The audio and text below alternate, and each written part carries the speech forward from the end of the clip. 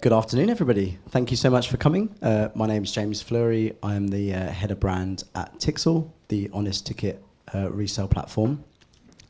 We are delighted to have some proper music industry experts to come and have a talk with us today who actually know the true cost of a live music show. And so we're going to start our panel, which is, are concerts now becoming luxury events? Unpacking the true cost of a live show. I'll let the panel introduce themselves, but I'm also going to ask them to start with the last ticket they bought and a ticket also that they might be looking to buy in the future for an artist.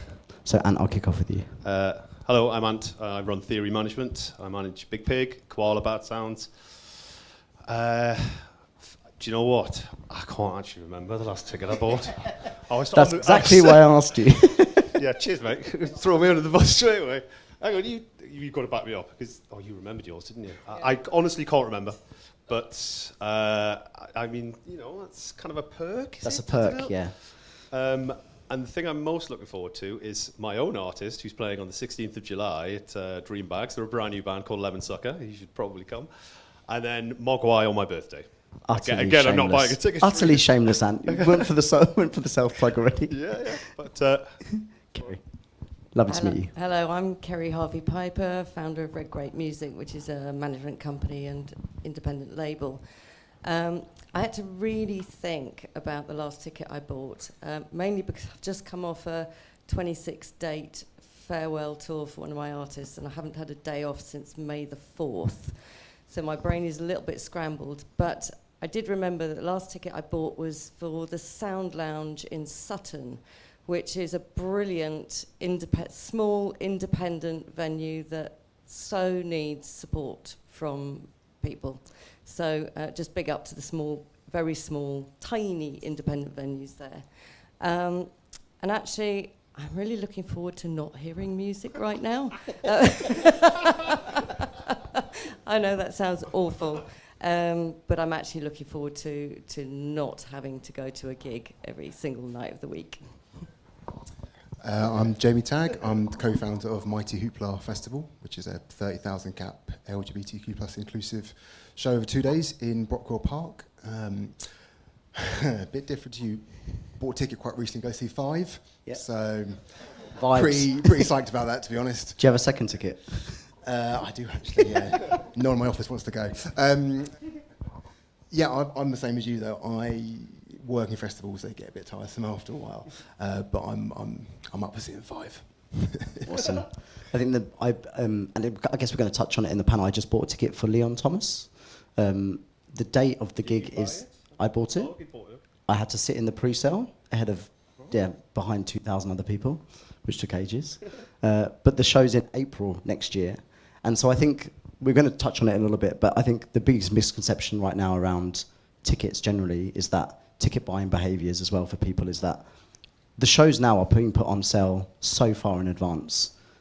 Even all the will in the world that you've got to go to the show, things can always come up 7-8 months later. Your cousin gets married or your best friend decides to have their fourth hen do, And so often people need to resell tickets. Tickets come available on the market, and so we're also seeing ticket prices soaring, both at primary and resale levels as well. And that's not just for the big global superstars, Oasis, of course, Beyonce, but also at grassroots venues as well. We're seeing venues that you used to be able to go to, be it 10, 15 years ago, sat in South London, West London, North London, for £5, £8, now £25, £30 to see emerging artists as well. The music industry is under massive amounts of scrutiny, and who's benefiting as well from this, whose pockets is the money going into.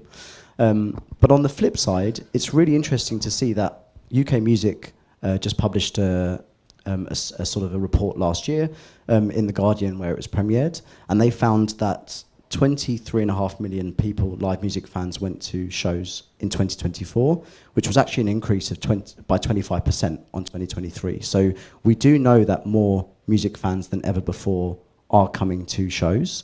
So the idea that fans are being put off is not necessarily true. There's a caveat. There is a caveat. And of that 23.5 million, 93% came from the UK, and we do know that more and more people are now coming from overseas, so the remaining percentage of people did come from overseas for your Beyoncés, who are not touring in very many places around Europe, and London's obviously one of those dates where they pick. So let's just start on, I think, Jamie, maybe with you, because Hoopla's been going for a long time now, and you've sort of seen all the different change through COVID, through Brexit. It seems like every challenge that's been thrown at you guys, you've managed to fend off, and then some. Just talk us through how Hoopla's changed over the years in terms of the impact on costs and production and booking artists. I think as a show, you've got to be very, what's the word, malleable, mouldable, I suppose.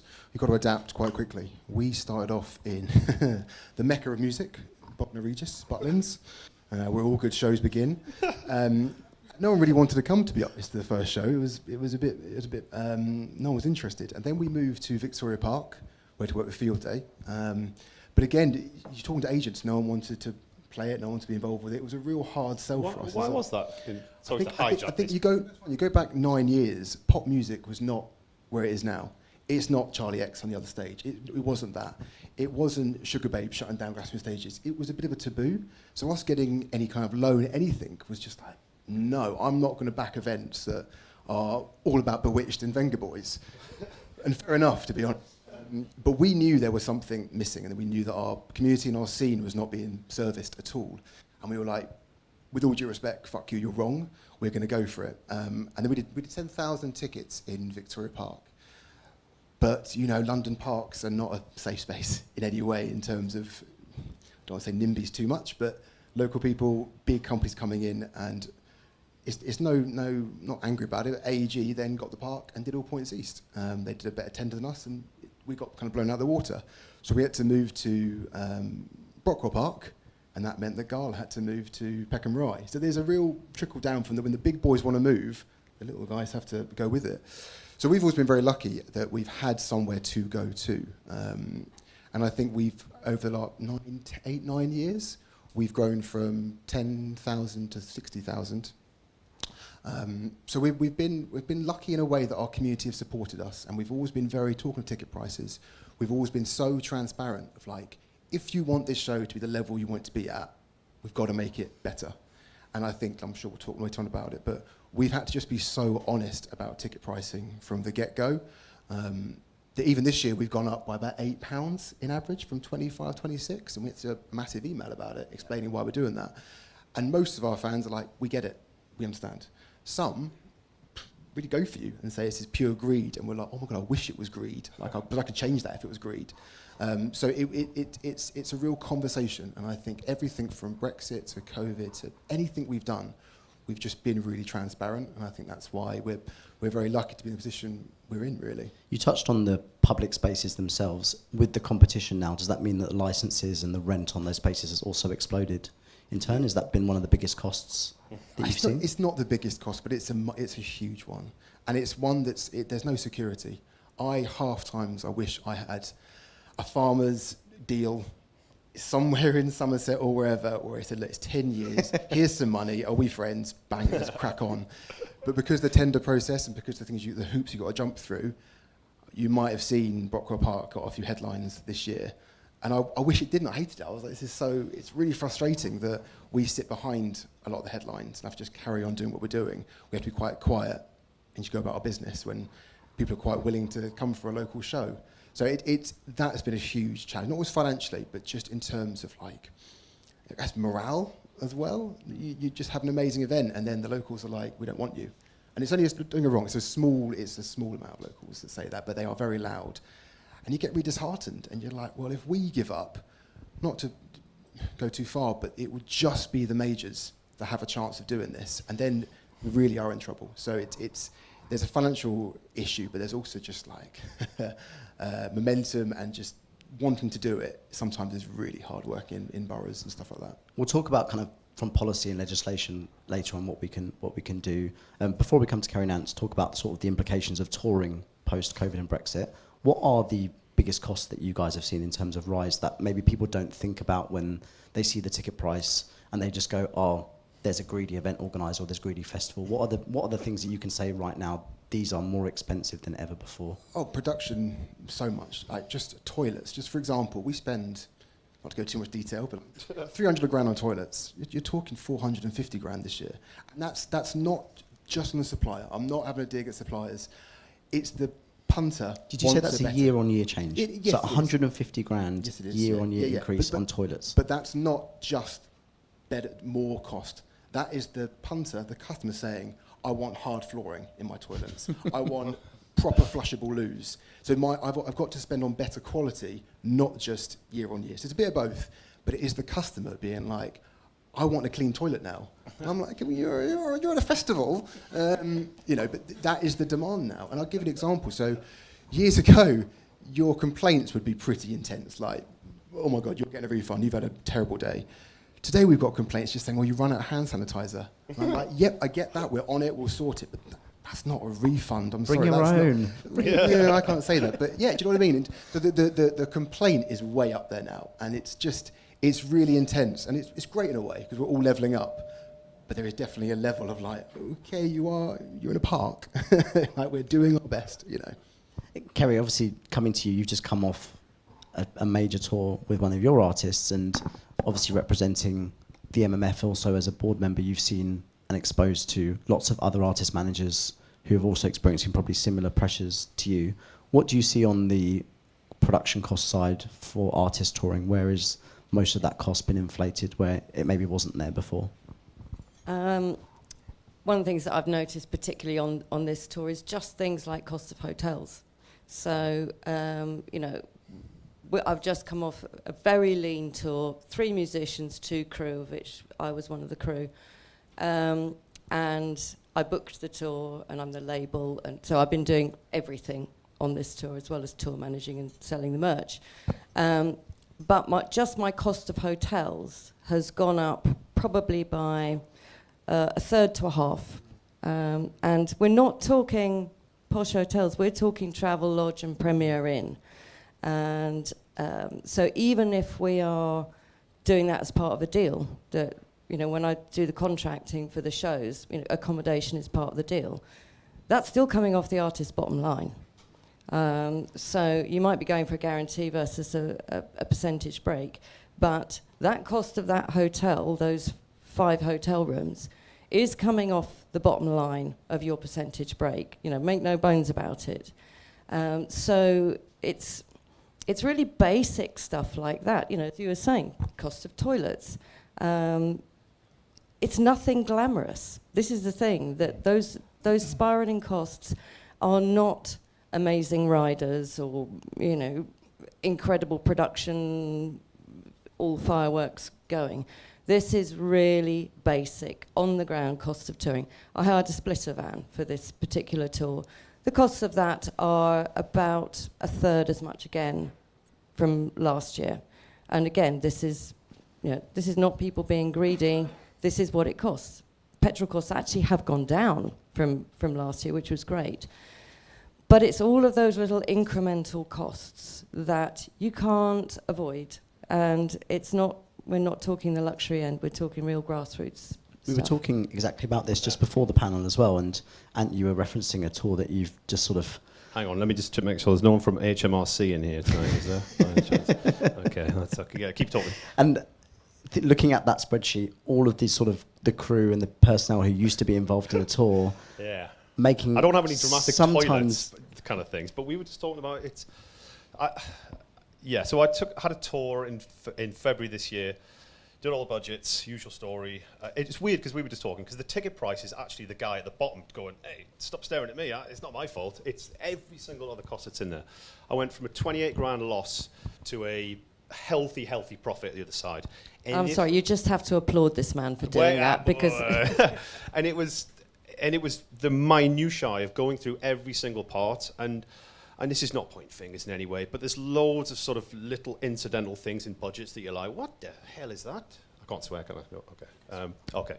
What the fuck is that? You're taking tea bags out, you're taking towels out, I looked at the budgets and I was like, I think we had about 8 grand in this budget that was just 3 fellas to help us get the amps out with the you know, just to the stage. Yeah. So that the conversation with the band was, you do it. Like, you do it. I'll save you £8,000 out of your budget if you pick your own amp up and put it on stage. And they were like, absolutely. And I think maybe, we were just saying before, I wonder if I've been doing it wrong all these years. And it's, you know, and there's this strange feeling getting to the side being like, oh, I've made some money out of this. I've never made money out of a tour. Like, it's so bizarre to be in that situation. But it was literally taking all the production out, reducing the crew down to really, you know, the skeleton that we can, everybody pitching into where we need little things doing. And that was what took it from, oh, shit, to, oh, hang on a minute. You know, and it was, you know, sell your own merch. There was a soundbite in there which you said, which was, you've never made money on a tour. And that isn't something that's unique to your situation. It's something that's experienced by lots of artist managers and agents over the... We're the only industry that sells our product, okay, for less than it costs us to make. It's insane that we're in this situation. And when we point back to the ticket price, it's almost like, Jamie probably gets this way worse, and it's like, oh my God, look at your ticket prices. That's obscene. It's like, I tell you what's obscene. Have a look at my budget. My splitter van's going to cost me £12,500 just to get to these shows. There's no obscenity in here at all. We're just trying to make some money. I can get to the other side and just have a tiny bit. Like, I worked for 8 months on the last tour, and it's the first time I've been paid. And we're talking, you know, I used to be part of the Placebo's management. I've done loads of mad tours, and it was just like, wow, this is interesting to just... And it's weird because I've always operated on that. This show is going to be, let's put everything in, let's shoot out a goddamn cannon onto the stage, we'll zip wire onto the stage, let's do it all, let's confetti, let's do it all. And it's against my ethos as a manager to buck against that.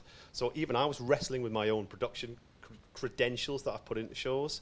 And I was like, oh man, are people just going to be like, oh, this is boring? Yeah. There's no like dancing girls going around the stage, or, you know, there's no fireworks, what's happening? And then it turned out to be the opposite. People just want to watch the band. Yeah. And buy the t-shirt. Lots of friends who are managers just this week have been very open in saying how much money they've lost in Glastonbury, and just looking at it as sort of don't get started on Glastonbury.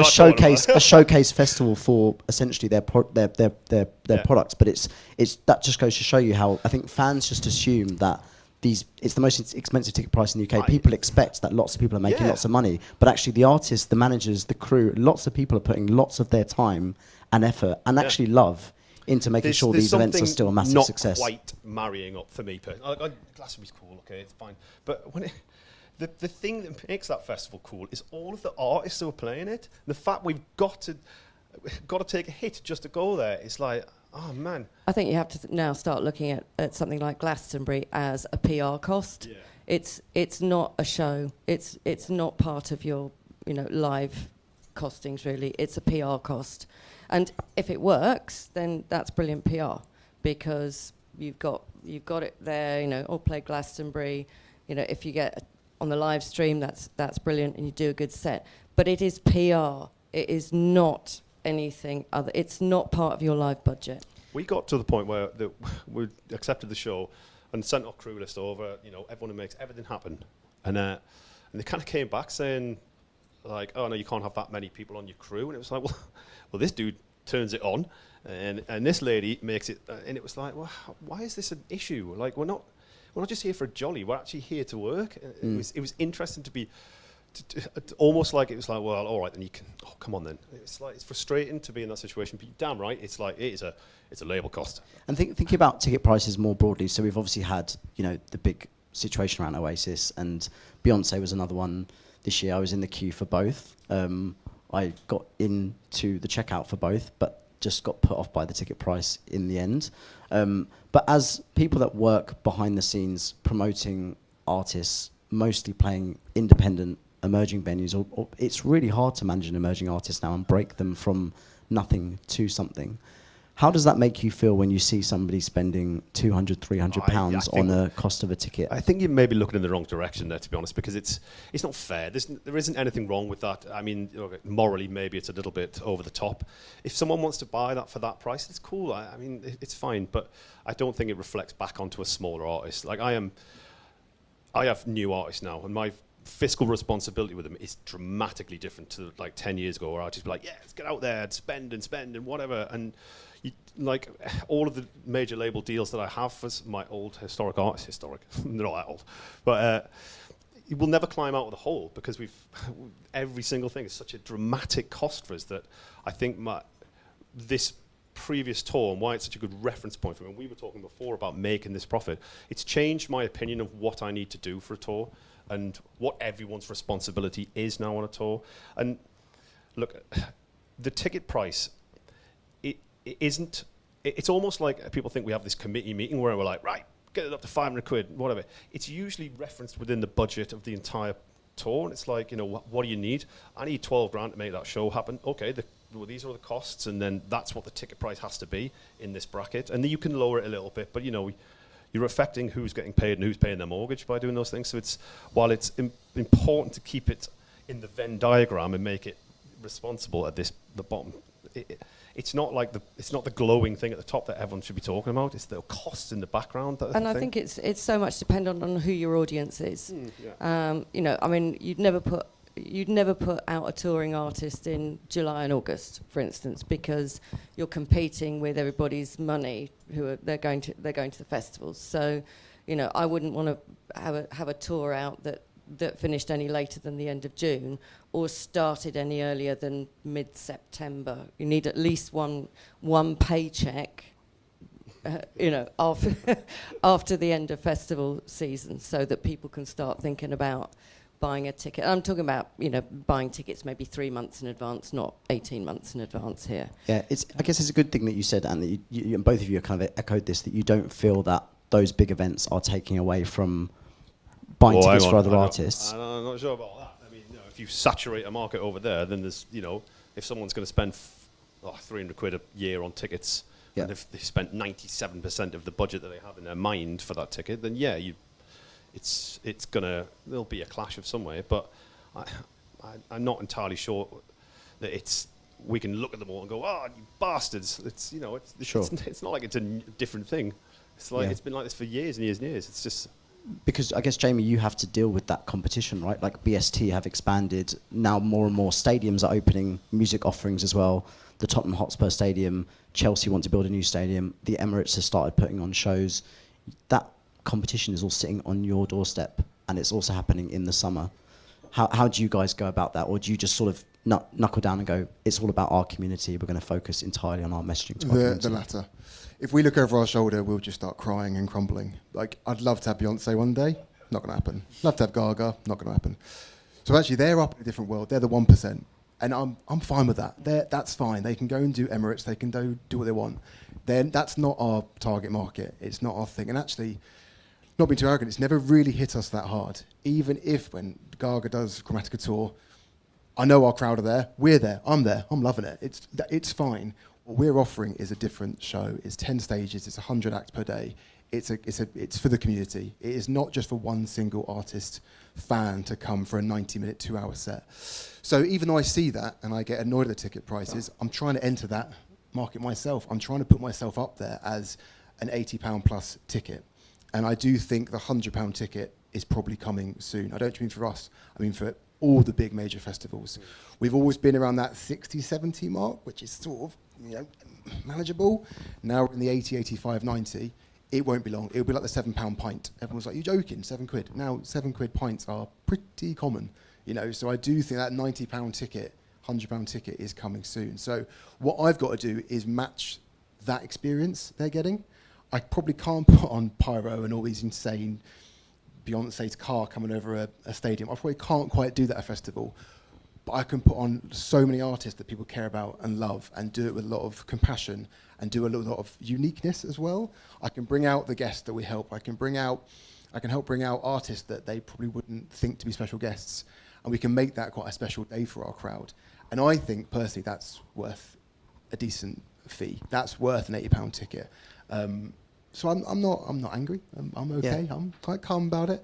But that's almost they're set like Madonna was what, 400 quid to go see. I'm disgusted that I went to that. But I'm not going to miss Madonna. Are you joking? So would you do dynamic pricing? Dynamic's the wrong word. Dynamic insinuates I am changing it depending on demand, and I'm changing it. Oh, brilliant! I can get more out of these people. Yeah. That no, absolutely 100% no. I set out my tiers from the get-go. I say it's going to be between starting at 70, ending at 95 throughout the campaign. It's up to you when you want to buy a ticket, and I'm pretty honest about that. And I think some people look at that as like, well, you're going up in price.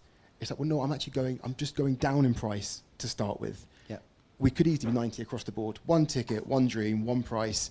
But we try and offer things. So we do things like, 5 for 4. We do things like that. We do like you get an early ticket. And that's like 20 quid cheaper if you're there by 2 o'clock, which for an all-day event, I've already had 30 artists on by 2:30.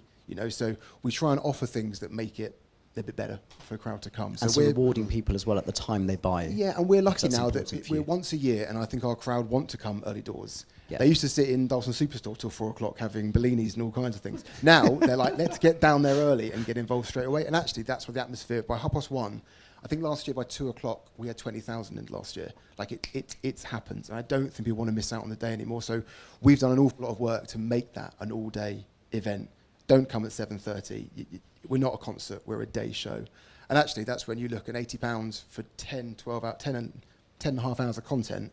That's not bad. In my and that £80 obviously is seen by lots of different types of fans who come to your festival. Yeah. You've got people that want a premium experience. You've got people that want to go for the community. You've got people that might want to go for 1 or 2 acts. Yeah. How do you consider that also into pricing? What's your philosophy on VIP or premium experiences? I mean, everyone wants Britney for 10 quid. That's the bottom line. You do a survey and it's like, yeah, Christina. Okay, yeah, you want a £15 ticket as well. So where's your happy medium? I think we straddle that quite well. I think we book quite unique acts that, like we were the first show that Sugar Babes reformed for. We do bring back quite a lot of artists, to be fair, and they go on to tour. So we always go for that unique play, and I think that's really, really important that we're allowed to be like the show. Like we were so honoured that Jade took our show this year, and that was incredible.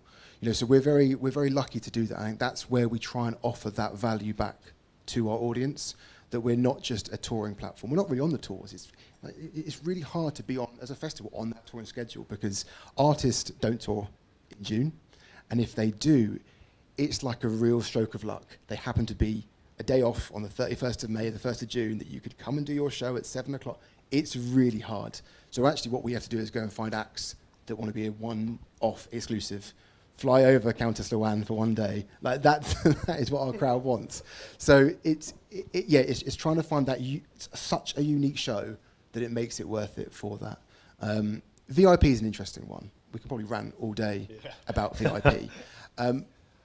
It's not the state of the whole audience. It's probably people that just do want to have a slightly different experience, slightly elevated experience, and we're there to offer that, really. Yeah, it's also different for a show than a festival. I've also bought a VIP ticket because I want to see. I mean, I bought a VIP ticket for Usher because I wanted to see the show up as close as possible, and that's just that I've listened to his music since the 90s. Like sometimes you do want to have that experience for the artist that you love. It depends what the artist wants to do, though, because like one of my artists did a VIP. Luckily, the kind of artist who's very engaged with their fan base anyway. It's a real, it's a fulcrum of every single act that I look after. They know that they have to look after their own fans. I will not tolerate anything other than that. But they did they really embraced it, and we sold I think it was like a 30 quid on top of the actual ticket. But they did a pub quiz, so there's like 50 people just before the show, and the band are doing a pub quiz. And if you put into it something that that actually has value or is sort of something that people can really get their teeth into, it's fine. It's like, so I heard someone walking out after they'd finished, and she's like, "Oh my God, that was one of the best things I've ever done." And like in my head, I'm like, Jesus Christ, it's like you wouldn't believe the stuff we talked about. A couple of biro pens and a bit of paper. The band are like, "Oh, should we do a pub quiz?" I'm like, "Okay," but the validation was there from someone like that, and it's not for me to say that person doesn't want to pay for something like that. It's not my choice. And if people want to meet the band and go and say hello, and they're a very amiable bunch of young chaps, so it was worthwhile for everybody. So you should offer those things. You really should. And so, Kerry, your artist Niall McNamee is about to go on tour in October. I think it is October, November, December. So my young artist in development, Niall McNamee, got a kind of debut album release, and he's doing his first headline tour in October. And so, particularly in a streaming age where lots of people are exposed now to artists whether they know they're listening to them or not via playlists or wherever it might be. You've got in your sort of recording mechanics, your lean back fans, your lean forward fans. How do you consider that in pricing up a tour? Or is it just once you get to the end of everything that it costs, this is just what it's going to cost at the end? I actually think it's a very hard thing to work out. We always work with the agent. I mean, for Niall's tour, I'm working closely with the agent, and we're working very closely with the promoters, because in the end, everybody's got to make money out of this, or everybody's trying to make money out of this, because we're not trying to be greedy, we're just trying to earn a living.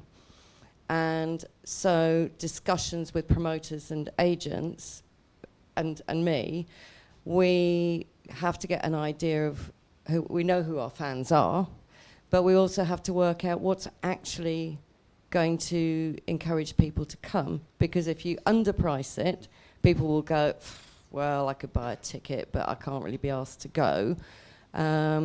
Or it's about pitching it right. And I don't think you necessarily know until the actual day whether you've got it right or not. And I think it's a question of experience. It's a question of making sure, because we're all in this together, you know?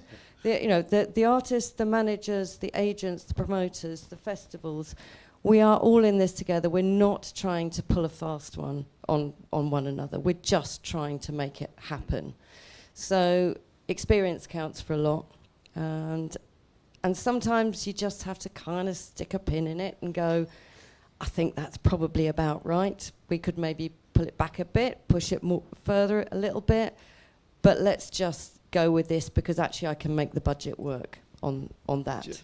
Like adding to that, there's been a paradigm shift recently for me personally, and this isn't my like road to Damascus moment where I was suddenly like, oh, data.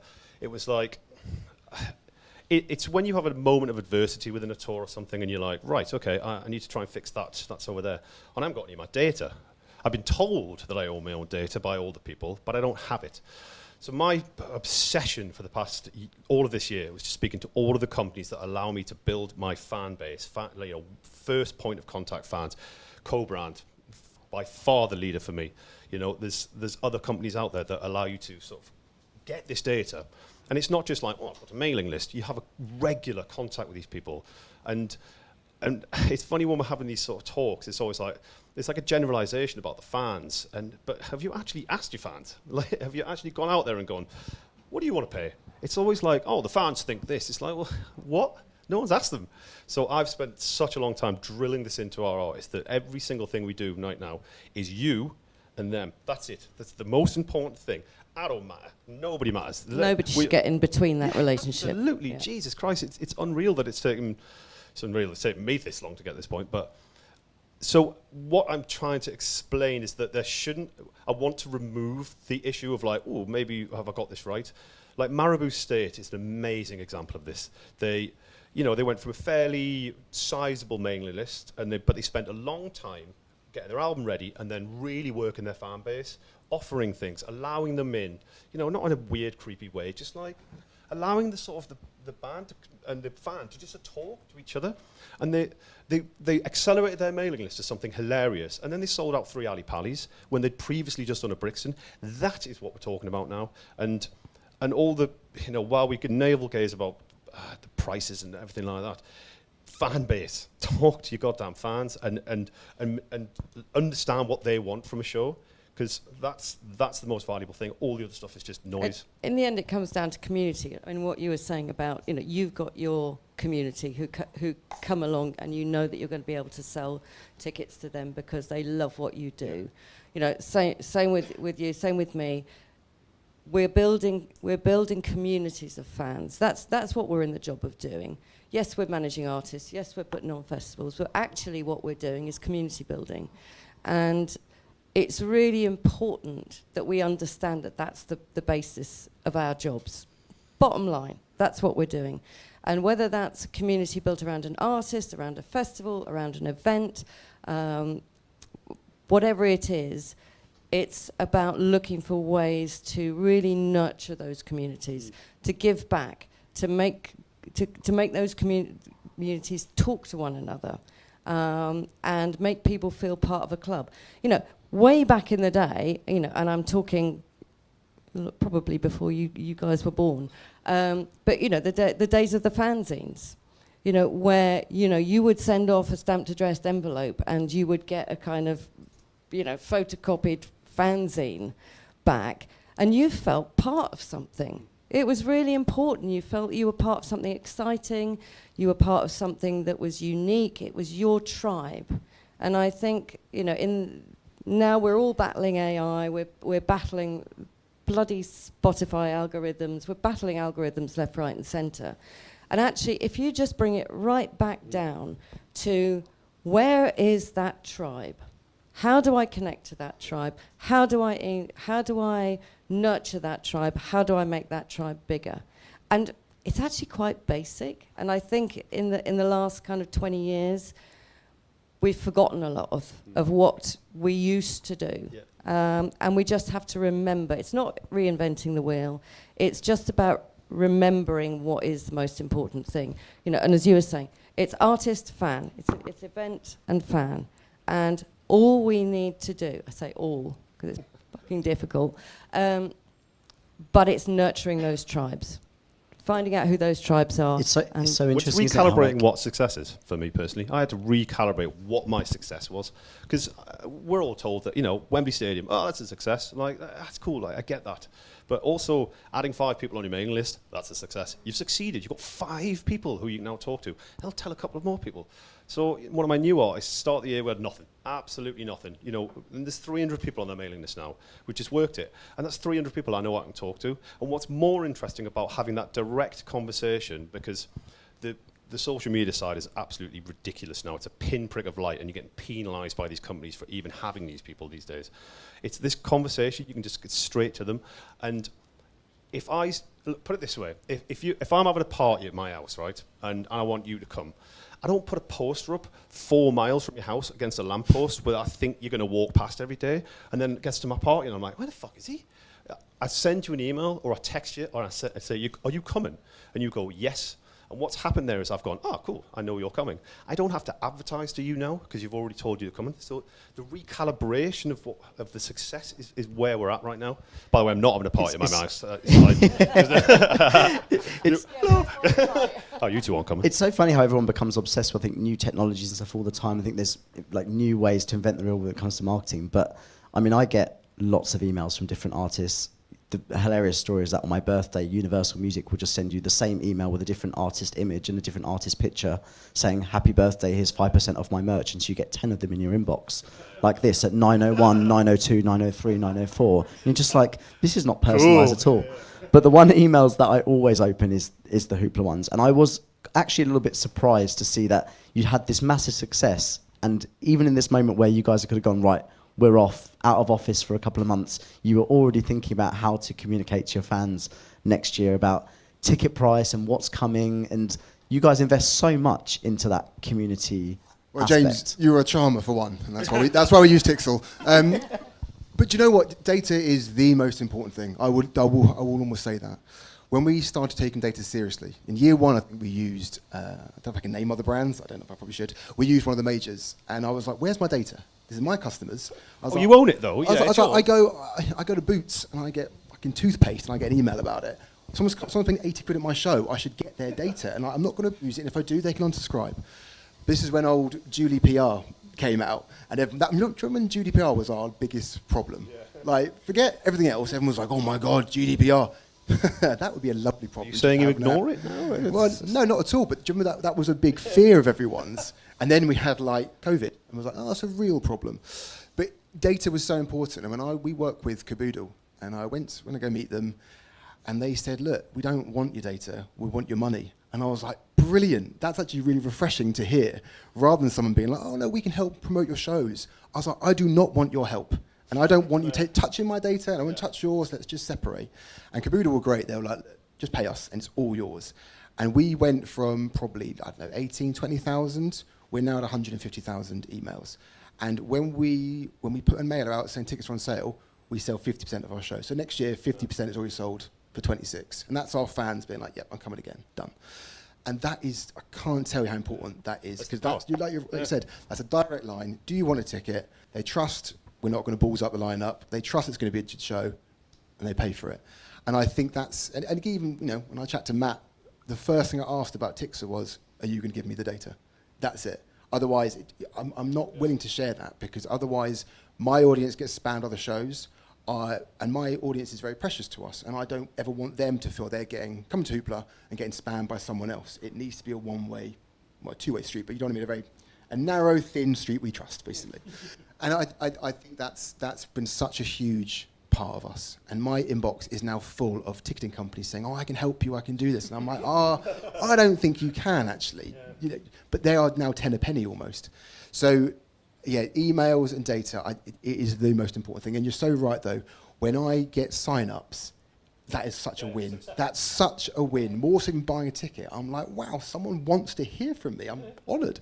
And we do spend a lot of money on making our mailers look good and easy to read and accessible and a bit of fun, I hope, sometimes. Because, like you said, you get so many. Delete. You're like, oh, what's Hoopla rabbling on now?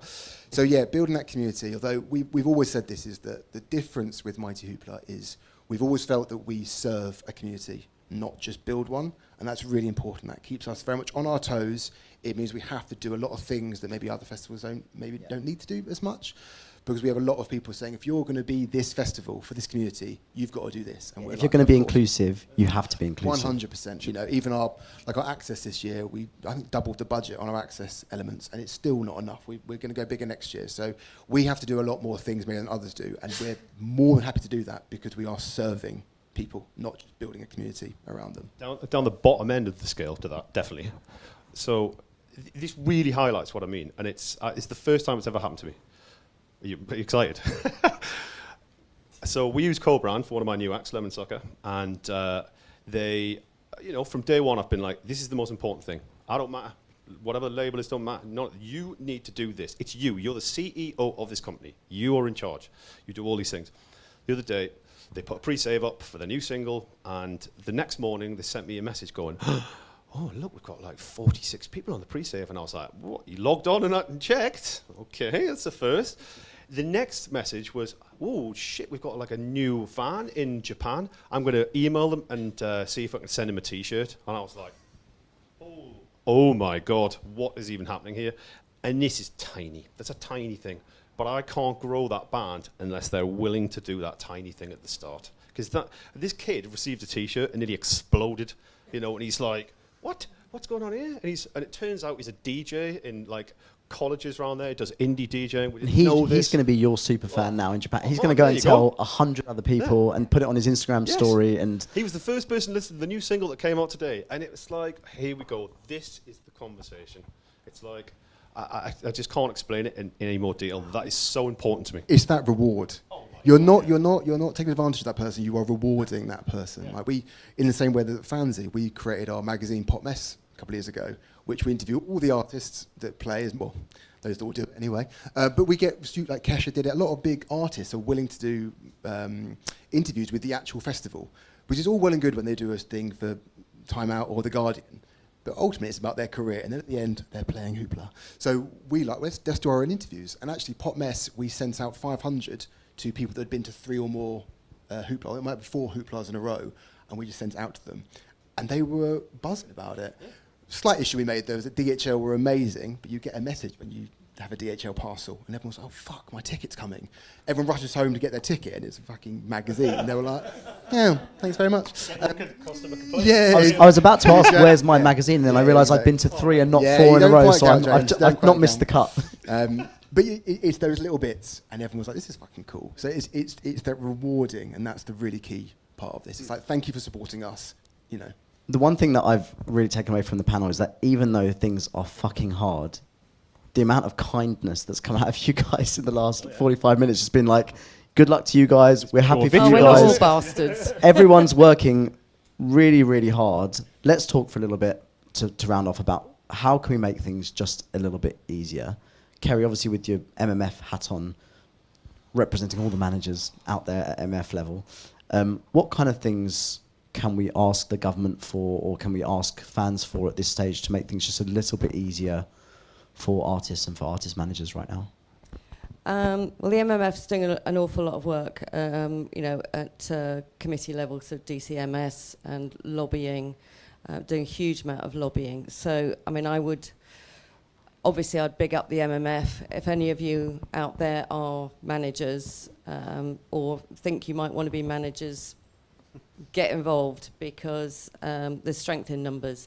And any one of the organisations that support the infrastructure, so whether that's the Association of Independent Festivals, whether it's Featured Artists Coalition, whether it's the Music Managers Forum, whether it's Association of Independent Music, join those groups, because there's strength in numbers. And without, it's going back to being unionised.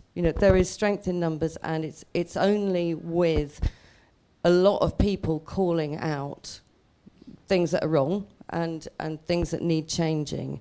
We have to stick together in that. So join whatever organisation is relevant to what you're doing. It might be National Union of Journalists, whatever it is. Strength in numbers. And I imagine we've seen a lot of other countries who really show the value of culture and arts in VAT reductions. Like, that would massively help. I mean, in the Netherlands, where I live, don't get me started on 9%. funding of the arts. I mean, and so Jesus. presumably something like a VAT reduction for all live music events would massively help the bottom end. The problem you've got here is whose pocket it goes into. It's all one a good chopping a bit off here, but it's it'll probably get hidden into something else in some way. And I'm not saying everyone's a shyster out there, but it's it just won't have it won't be like, oh, hang on a minute, there's loads of money all of a sudden. There's another day-long discussion to have about funding of the arts and where festival funding comes from or venue funding comes from, and that's a big can of worms. But I think all right, just go out and buy a ticket to a gig. Go out and find an independent venue close to you and go and buy a ticket. If you do anything this week, go and do that. Doesn't matter what it's for. Just do it. Oh, behave.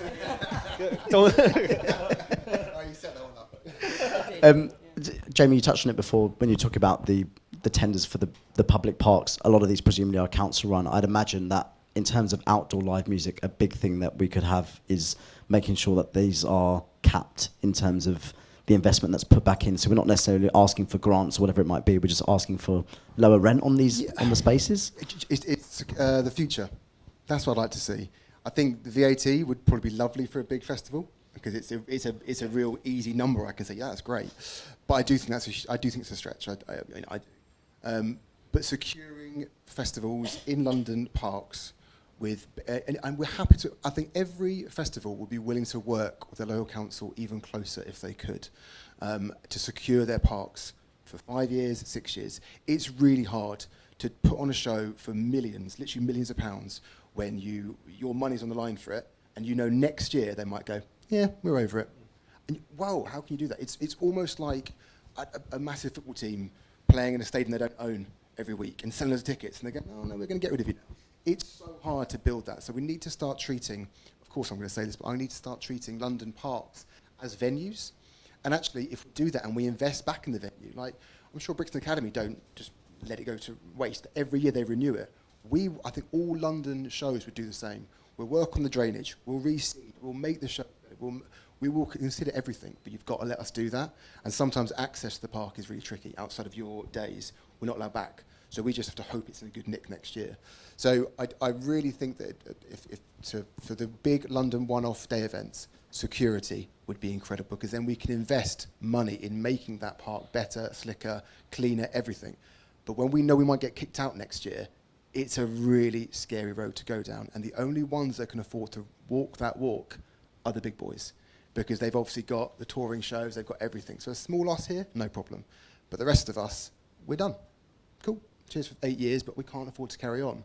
So it's that risk, and it keeps you up at night.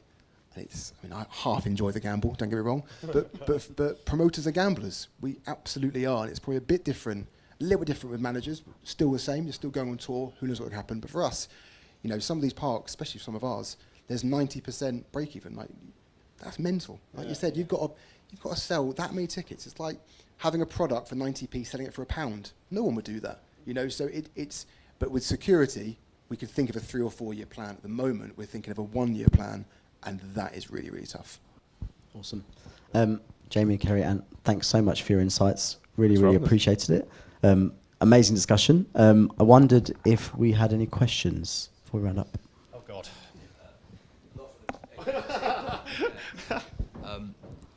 Yeah, I'm just we talked about festivals and talked about kind of parks. I'm just wondering how important you see grassroots smaller music venues. We had like the Lead Mill, obviously, just God. gone way over. What have smaller venues got to do to survive? Oh God, this is such a hard question. You don't get to play that unless you do that. Yeah. It's not like you just walk out your house and you're like, should we put Brixton on sale? Oh my God, you need to learn. It's an education going through these things. It's fascinating that we've let it got to this point, that it's in such rack and ruin. I mean, the Lead Mill going, it's just like, I had plenty of nights out there. I probably shouldn't talk about them, but you know, I went to see Nirvana in the Riverside in Newcastle, for God's sake, when I was about 14. No idea who they were. Went with my sister, and it was just like, oh my God. If that's taken away, if my son has no access to those kind of things, because was he just going to go to Brixton Academy? Like, come on, man, it's madness. I honestly don't know. I just don't know. There needs to be some, and I know they're trying to levy a lot of the ticket prices back into this. You know, the Premier League has this set up where they have to pay back through to the smaller clubs to keep them afloat. Like, how are we just not looking at this as a massive problem? It's beyond me. I just don't know how we do it. Yeah, so the Music Venues Trust are doing fantastic work. I don't know if any of you know about Music Venues Trust, but check them out if you don't. There's also the potential for £1 levy on ticket sales for big events to go back into the grassroots. Without grassroots venues, and without artists coming up through them, we're not going to have acts for Hoopla. We're not going to have acts touring arenas. So without that, it's not going to happen. And at the moment, we actually are, I would say, in really quite severe danger of wiping out that bottom level of ability to tour. And once it's gone, it's gone. It's not a case of, we can change our minds and, we can do pop-up venues. It doesn't happen. It just doesn't happen. So we have to, it's a crisis now. And make no mistake about it, it is a crisis.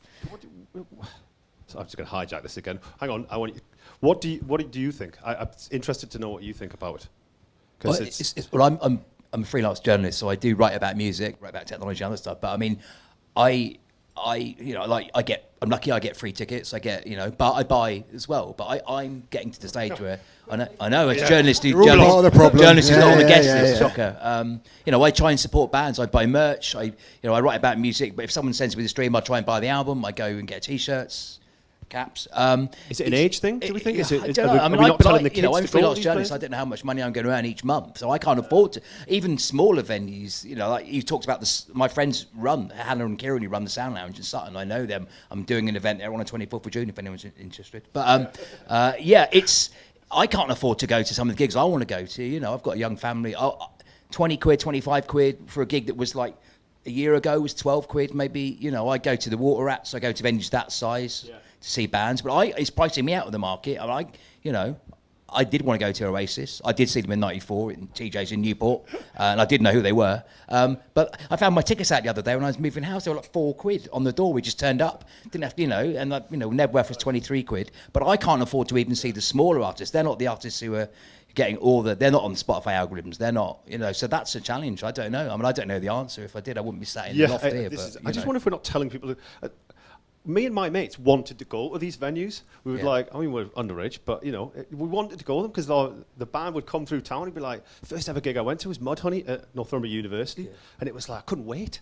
And that was my output. I don't know what any young music fans' output is anymore. Well, I started putting on free gigs in my local venue. I live in Cheshire, in Buckinghamshire, and we do an interview for 45, 35 minutes. We had Sison, Boo Radley's, we had Matt James, who's just from Gene, who've just reformed, but even that's free and we're not getting enough people through the doors, and that's like 45-minute interview, a DJ, 15-minute break to recharge your beer, and then and a 40-minute live set. And, I get, 70 people in, which is pretty good. But the venue holds 160. And that's free, and I can't get people through the door. So I don't know the answer. I think this is where data can be a bit dangerous, actually, on this, is that you look at some big shows last year, Victoria Park, I'm not going to name names, but they booked some artists that had humongous Spotify numbers, but they couldn't do live tickets because they hadn't done the tours, they hadn't done the gigs, they hadn't got that live fan base. They've got streamers, might be 14, 12-year-old people. Yeah, they're not gig goers. So I think this is where, if you get rid of that live and stuff, you as a booker,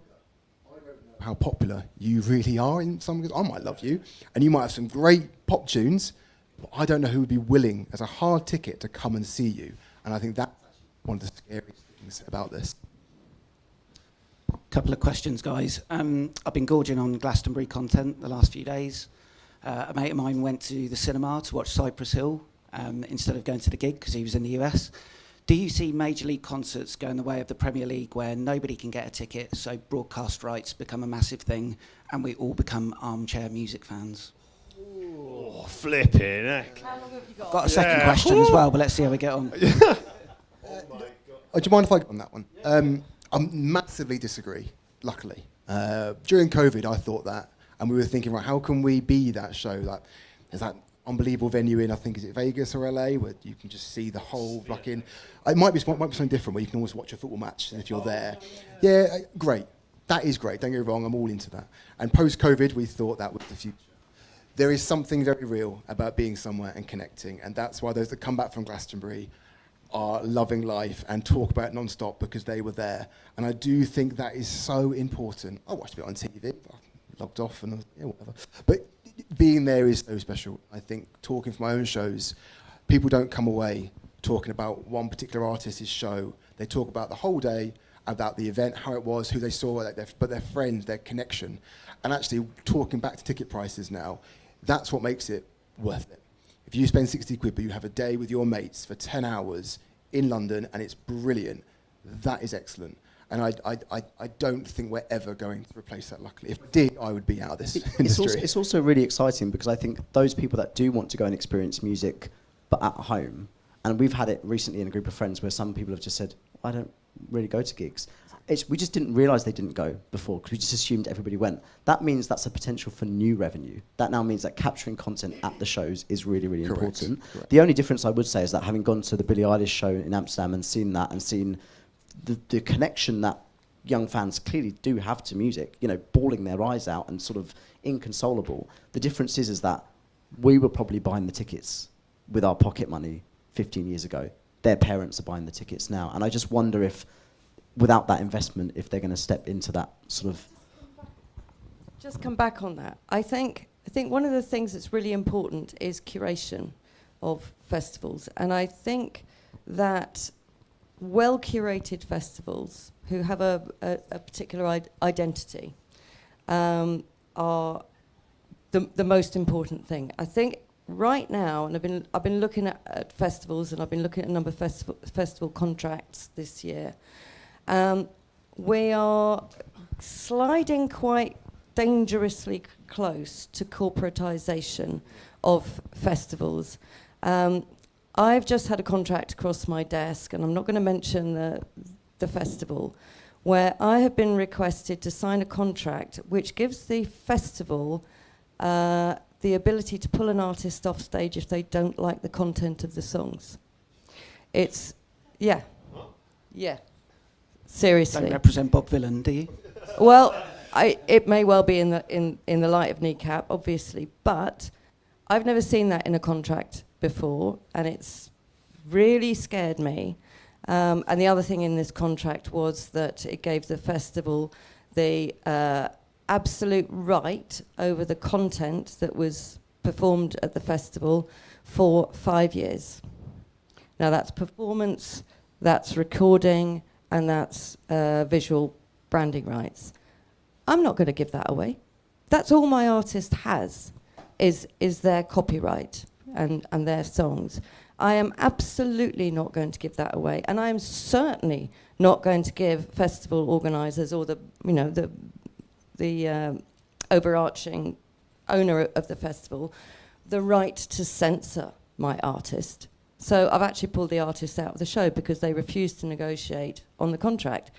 Now, it's a reasonably sized festival. It's a very well-known festival. Is it a major or is it independent? It's actually an independent festival, which gave me a real fright. I've kind of seen it with Live Nation, but this wasn't. So I think we have to be really, really careful about creeping corporatisation and the creeping ownership of rights, which some organisers or funders are requiring. I unfortunately have to wrap up. I've been told by Vic. Sorry, James. Really quickly. Go I on. went to Lido Festival recently, and there was a big focus on sustainability, renewable energy. Are those things luxuries for festivals? Easy one, right? No. Mic drop. We can talk after. They're not a luxury, but with that is going to increase ticket price. It is as simple as that. I saw the Lido one and I was like, that's pretty good. It's almost better than your content. But it was great, and we're looking at it for next year.